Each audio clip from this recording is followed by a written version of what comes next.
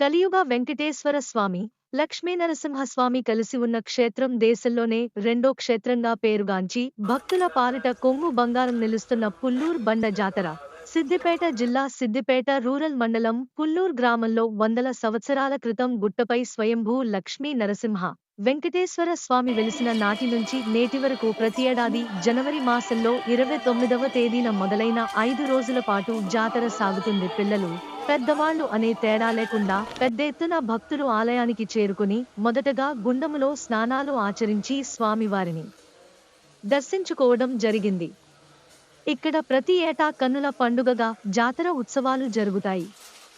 సిద్దిపేట జిల్లా నుండే కాకుండా ఇతర రాష్ట్రాల నుంచి భక్తులు అధిక సంఖ్యలో వచ్చి మొక్కులు చెల్లించుకుంటారు.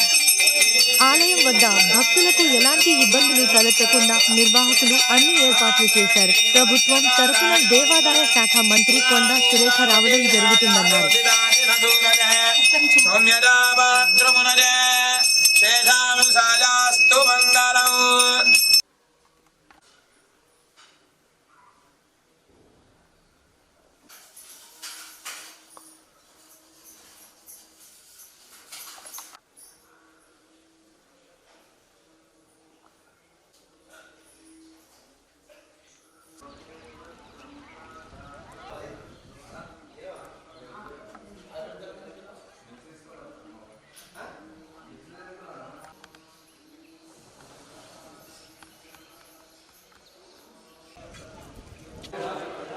వెంకటేశ భగవానికి గోవిందా.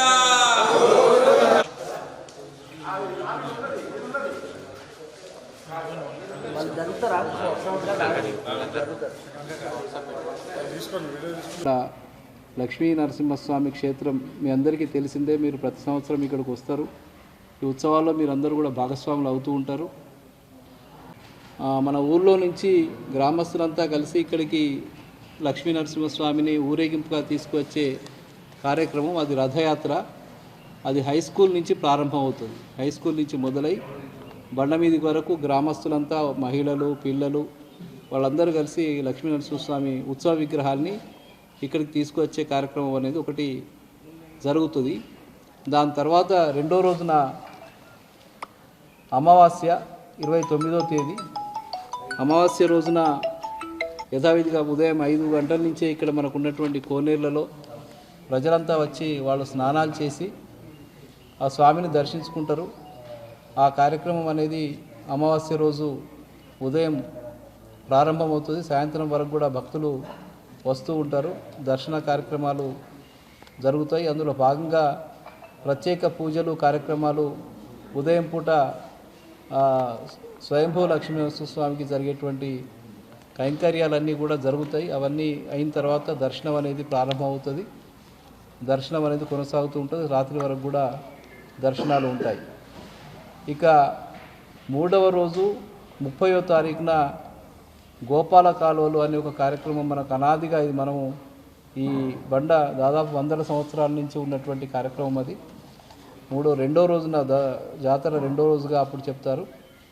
గోపాల కాలువలు అని చెప్పి ఆ కార్యక్రమం సేవ మీద ఆ ఉత్సవ విగ్రహాలని ఏర్పాటు చేసి గరుడ వాహనం మీద స్వామివారిని ఏర్పాటు చేసి ఈ బండ మీద ఊరేగింపు నిర్వహించడం అనేది కొన్ని వందల సంవత్సరాలుగా ఈ కార్యక్రమం జరుగుతున్నది.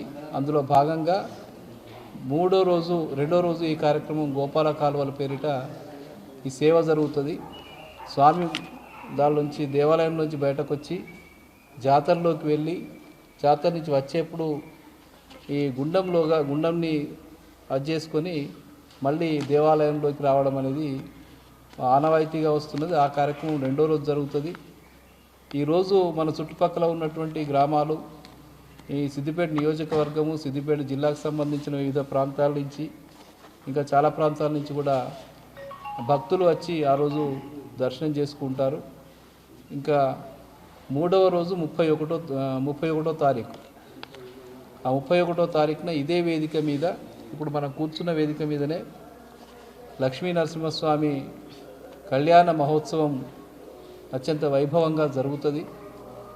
అది కూడా చాలా ఏళ్ళుగా మూడవ రోజు కళ్యాణ మహోత్సవం జరపడం అనేది మనకు ఆనవాయితీగా వస్తున్నది. అందులో భాగంగానే ఈ కార్యక్రమం కూడా పెద్ద ఎత్తున జరుగుతుంది. ఈ కార్యక్రమంలో కూడా భక్తులు పెద్ద ఎత్తున పాల్గొంటారు. అటు పుల్లూరు గ్రామ ప్రజలు కావచ్చు, పుల్లూరు గ్రామానికి సంబంధించిన చుట్టుపక్కల గ్రామాల ప్రజలు కావచ్చు ఇందులో పాల్గొంటారు. ఆ రోజు కళ్యాణ కార్యక్రమం జరుగుతుంటుంది.